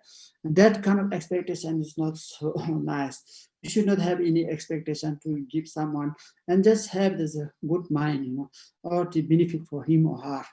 That way we need to provide this whatever we give to them. So if you have kind of expectation, that is like a business, we just give something, clothes, whatever, that customer come that give and pay, and we give some other thing. That is kind of not real generosity. It is kind of that business, we just kind of business. So therefore we should not have this kind of thing expectation. We just have some benefit, whatever you give is for benefit, not to, if I help him, maybe next time he help me, he give me or she give me. So that's why I want to give. That is kind of not so, we don't call that generosity. And if you are that practice, if you are that have a that higher practitioner, if you are, then you can that without any conceptions, like thought, and like visualize that the beggar is not there, is that truly established, and that the giver is not that truly established, and that what you are going to do, that whatever you want to give him or her, so that whether you give this the eatable things or money or clothes, whatever, that is not truly established. This way, if you give this the ultimate, that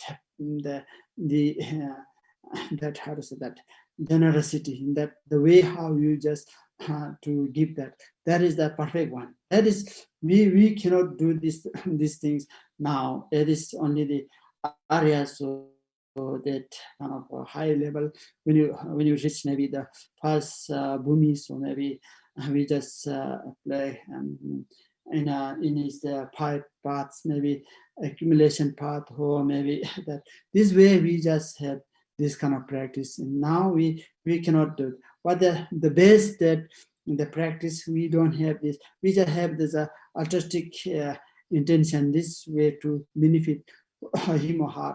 That is the best way to give that generosity.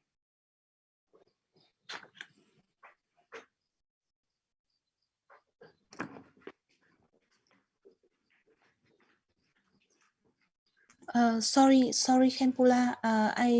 Can I ask? So, what did the baker do with the eyes of Arya Deva? He put it.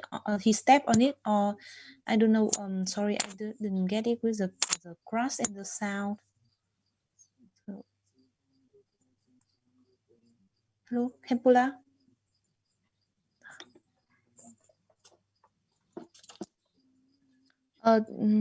Ở chỗ này thì con có cái chỗ con muốn làm rõ với thầy, nhưng mà thầy như thầy lại vừa đi ra ngoài thì cũng lại có một cái câu chuyện khác về một cái ma vương, tức là về những cái tinh linh xấu ác, họ cũng hóa thân thành không phải hóa thân mà tức là cũng một câu chuyện tương tự như câu chuyện vừa rồi của ngài Xá Lợi Phất, đó là những cái ma vương có thể hóa thân thành những cái người ăn mày, và sau đó thì có thể đòi hỏi những cái thứ chẳng hạn như là các cái chi, chẳng hạn như là tay chân, các bộ phận ở trên cơ thể, những cái bộ phận rất là quý giá trên cơ thể của các cái hành giả. Ví dụ như một lần là ngài Arya Deva là ngài Thánh Thiên, thì ngài đã gặp một cái người ăn mày, nhưng mà thực ra cái người ăn mày đó chính là cũng là một cái ma vương, một cái tinh linh xấu ác hóa thân thành đóng giả là một cái người ăn mày.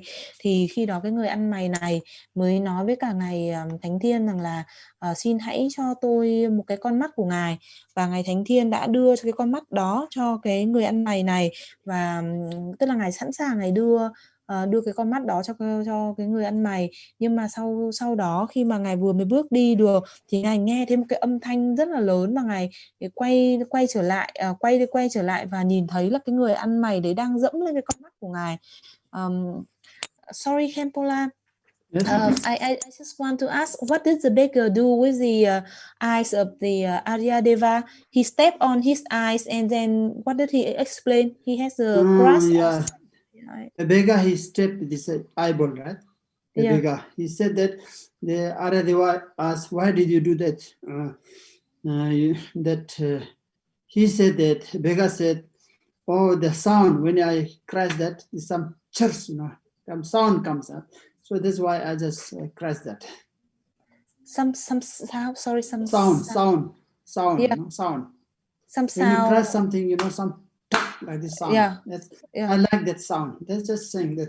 Okay. Ridiculous thing. Okay. Và cái người ăn mày và ngài Thánh Thiên, ngài đã quay trở lại và ngài hỏi người ăn mày là tại sao ông lại làm như vậy với cái con mắt chân quý của tôi đã cho ông như vậy. Thì lúc đó thì người ăn mày nói rằng là tại vì tôi chỉ đơn giản là tôi thích cái âm thanh đấy khi mà tôi đập cái con mắt đó như vậy thôi. Và khi đó thì ngài Thánh Thiên ngài cũng đã biết rằng là đây nó là một cái chướng ngại của ngài. Và cái người ăn mày kia chỉ là ma vương đóng giả thành như vậy. Thì cũng tương tự như vậy, đó là khi mà chúng ta trao đi một cái thứ gì đó thì chúng ta không nên có một cái sự kỳ vọng là chúng ta sẽ đạt được những cái điều gì đó tốt đẹp chẳng hạn. Thì thực ra thì cái việc mà chúng ta kỳ vọng như vậy thì nó không tốt, và chúng ta không nên làm như vậy, mà chúng ta chỉ cần có giữ một cái tâm tốt lành rằng là khi mà mình chẳng hạn như khi mình trao một cái gì đó đi thì mình hy vọng rằng là cái điều này có thể làm lợi lạc đến cho cái người nhận. Bởi vì nếu như khi mà mình có một cái kỳ vọng gì đó thì nó cũng giống như là việc mình làm kinh doanh vậy, tức là như kiểu là mình đánh đổi, chứ nó không phải là bố thí thực sự nữa. Ví dụ chẳng hạn như là mình cảm thấy là bây giờ tôi cho anh cái này thì sau này có thể là anh lại cho tôi lại cái khác, hoặc anh trong một lúc nào khác trong tương lai anh lại giúp đỡ tôi, vân vân, hoặc là thậm chí là tôi sẽ đạt được một cái gì đó, thì không phải là như vậy. Và khi đối với những cái hành giả mà có thể thực hành ở cấp độ cao hơn thì khi thực hành bố thí có thể là thực hành mà không có một cái khái niệm gì, thì đó là những cái người họ đã chứng ngộ được rồi, và có thể nói rằng đó là cái cấp độ cao nhất của cái việc bố thí, tức là bố thí một cách hoàn hảo, không có cái đối tượng mà cũng không có cái người cho nhận. Thì và đương nhiên là đối với chúng ta, những cái hành giả như chúng ta bây giờ thì chúng ta chưa thể làm được như vậy. Đó là dành cho các cái vị thánh giả, dành cho những cái vị chẳng hạn như là nếu như chúng ta có thể đạt được cái cấp độ thứ nhất ở cái địa thứ nhất, thì chúng ta mới có thể làm được cái điều đó. Còn bây giờ thì chúng ta vẫn đang đi trên cái con đường là tư lương đạo, trên cái 5 cái con đường thì chúng ta vẫn đang ở tư lương đạo, tức là cái giai đoạn mà tích lũy công đức. Và cái điều của cơ bản khi mà chúng ta thực hành đó là chúng ta chỉ cần có một cái tâm tốt lành, cái ý hướng, cái mong muốn rằng là cái việc đó của mình sẽ có thể đem lại lợi lạc cho cái người khác, cho cái người được nhận. Okay, if you have this any the intention, any expectation about the gift, so that is not rational, or it is not the right way to practice of generosity, and we need it to have as a good motivation.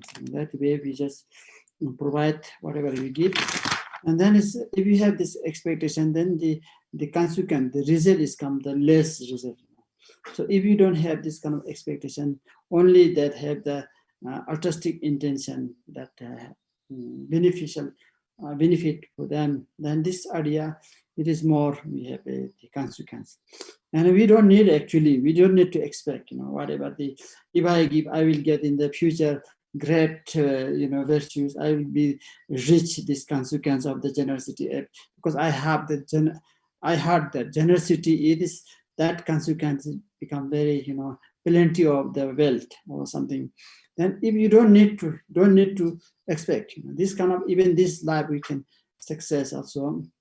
And for example, if you just plant maybe in the an apple, then if it's the seed is fine, that then we don't need to expect that is apple grow up, we will get that. It can generally, automatically, it can, we get the fruits, right?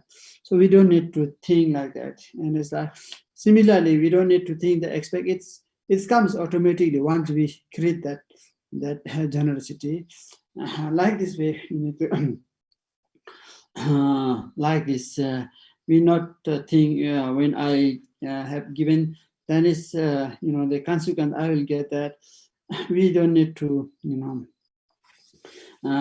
think that, and like this. And the Nagarjuna, he mentioned in this the precious garland, and he said that if you have that very good before providing, before giving that the things, whatever you are doing, and have a very good motivation, and then even though we just give a very tiny thing, very tiny or very small things, you give that. If you have this kind of attitude, this good attitude, then can be that it be huge. We receive this huge instead that for the small, so that that depend the motivation.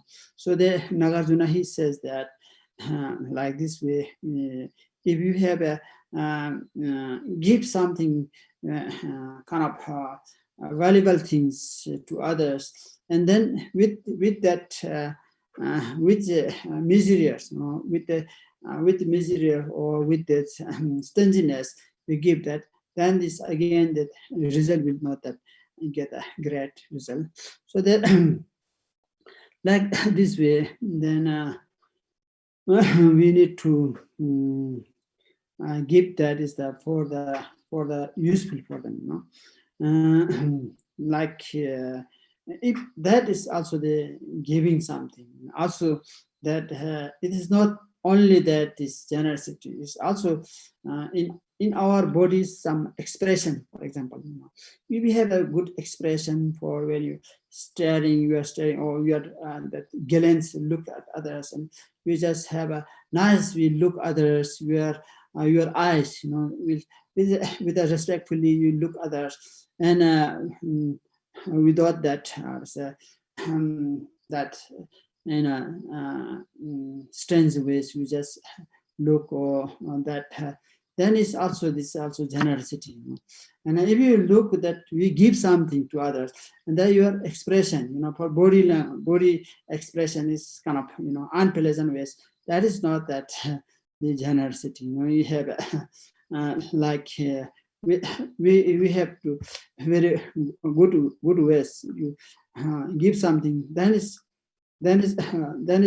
good way. You know, that otherwise, if you have a not good expression, that is will not fine. You know, that, for example, if you give some ways, or the sarcastic ways, for example, then we will know that is not so way to give to others. You know, so without any sarcastic ways, we just give to expression, you know, looking in a nice way, and also fine. If you give something big thing, then you just the way you just your look in them, your characteristic things, whereas good strange ways, then it's not so good. Anyway, that's we need to give whatever you just give in good ways. Then is the consequence will be that nice way.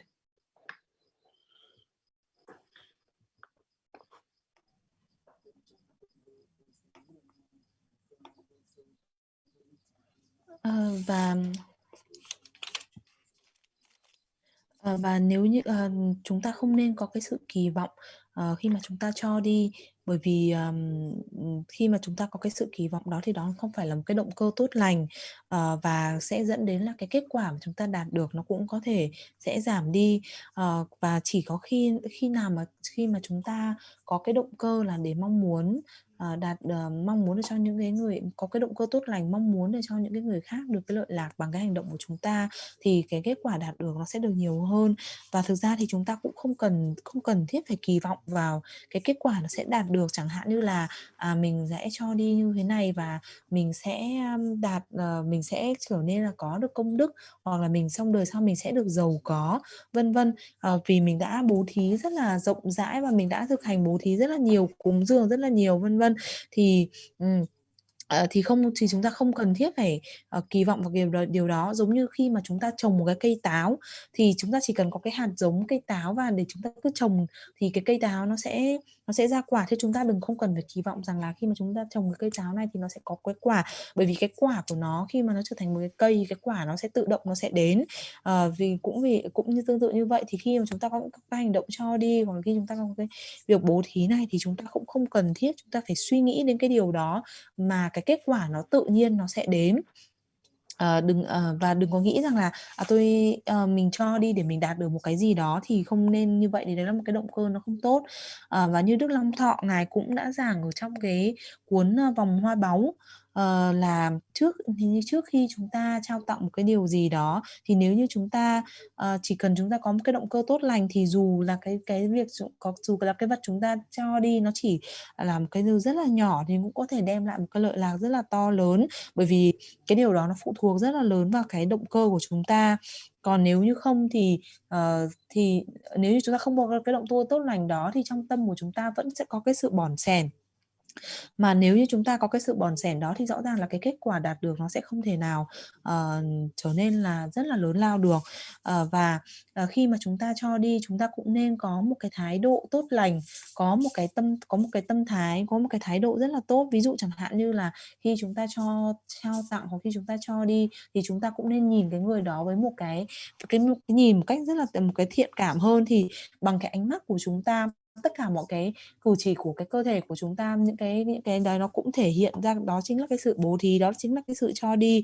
Còn nếu như chúng ta cho đi mà cái sự thể hiện của chúng ta thể hiện một cách không thoải mái, chúng ta thể hiện một cách khó chịu, thì nó cũng không phải là một cái cách thức tốt để chúng ta cho đi. Ví dụ chẳng hạn như là khi mà chúng ta cho người ta, quý vị cho một ai đó, nhưng mà mình lại cho với một cái thái độ rất là châm biếm, hoặc mình nhìn với một cái ánh mắt rất là khinh khi, thì như vậy thì cái kết quả đạt được nó cũng sẽ không tốt. Và bản thân khi chúng ta cho đi, thì cái cách thức cho nó cũng rất là quan trọng. Okay, the second generosity is called the generosity of protection. Like you just protect someone in the danger situation, then we need to protect something. Right?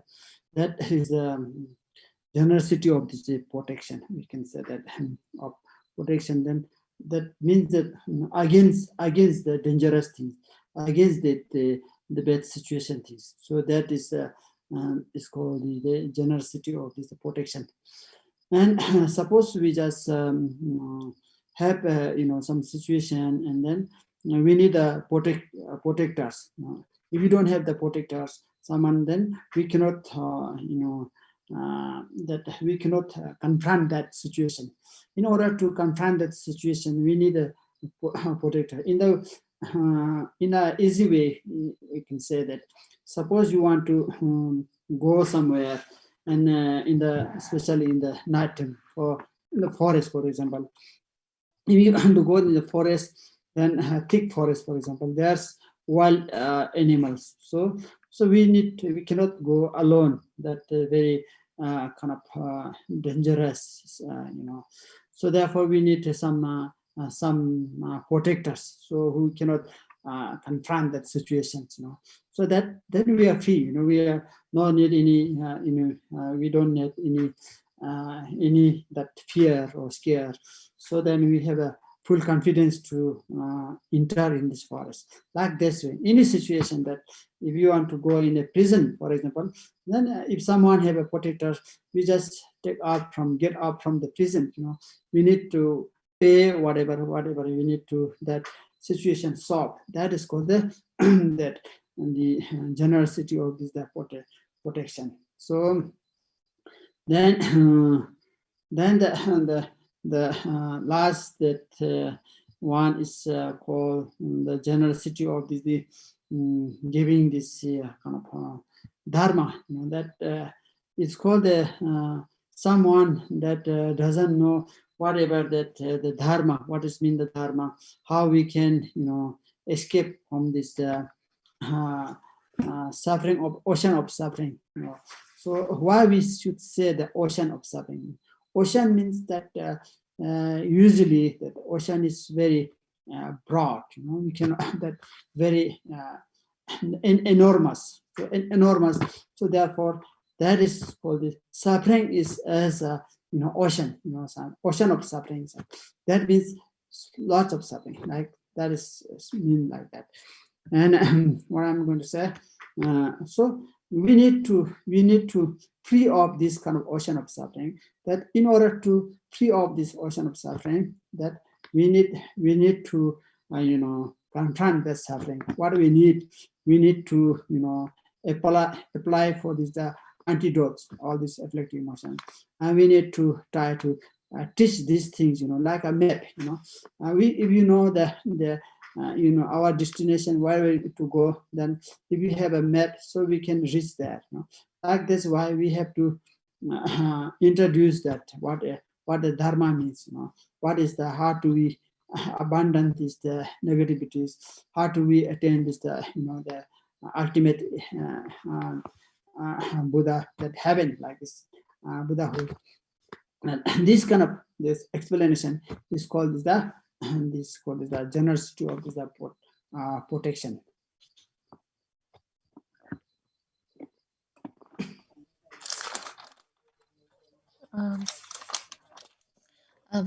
Và lúc đấy thì thầy có giảng rằng là có ba cái cách thức bố thí, ba cái khía cạnh. Thì thứ nhất là do về vật chất, và thứ hai bây giờ là bố thí về cái sự bảo hộ. Thì trong ví dụ chẳng hạn như bố thí với cái sự bảo hộ, đó là khi có một ai đó gặp vào những cái nguy hiểm, thì tức là việc chúng ta bảo vệ họ khỏi những cái nguy hiểm đó, hay là chống lại những cái nguy hiểm đó. Ví dụ chẳng hạn như là ai trong chúng ta cũng sẽ gặp những cái tình huống mà những cái tình huống xấu, và chẳng hạn như trong những cái trường hợp đó, nếu như chúng ta có một cái người bảo hộ, có một ai đó giúp đỡ chúng ta, thì chúng ta có thể vượt qua được cái tình huống đó.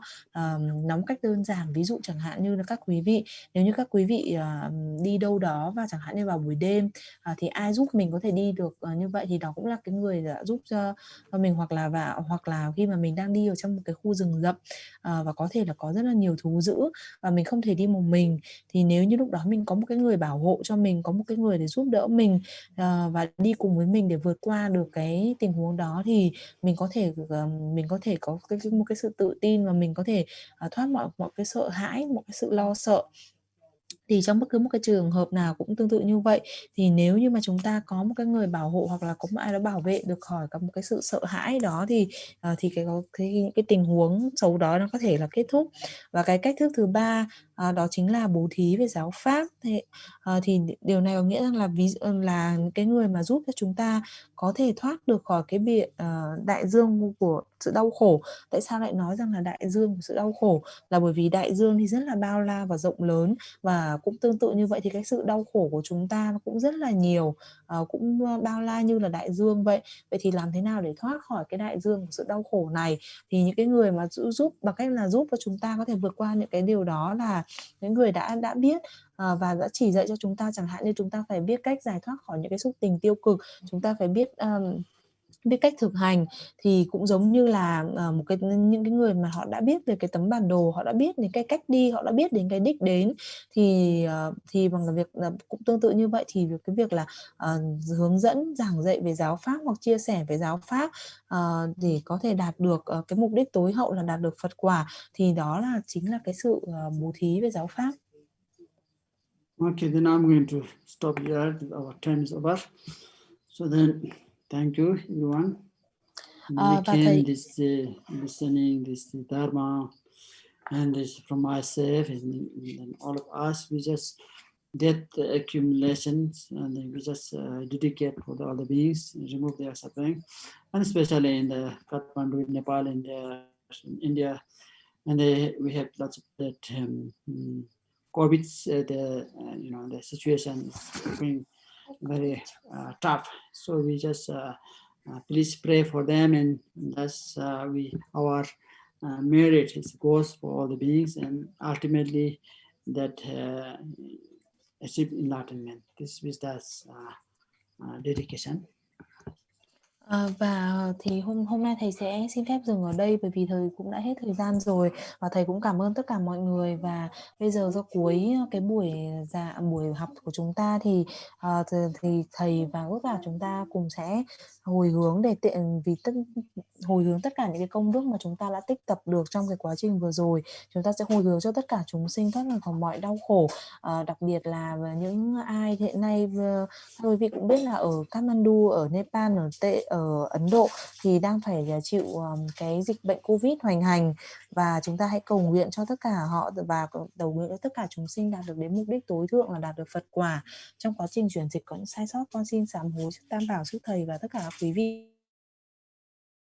Thank you, everyone. Thank you, Kamala. Mọi người có thể mở micro và màn hình để cảm ơn thầy. Thank you, Kamala.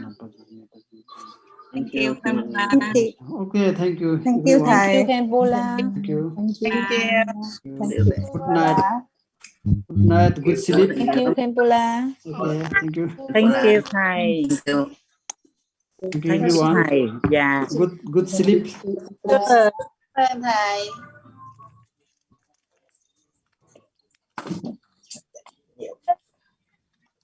Thank you, Kim Duyên.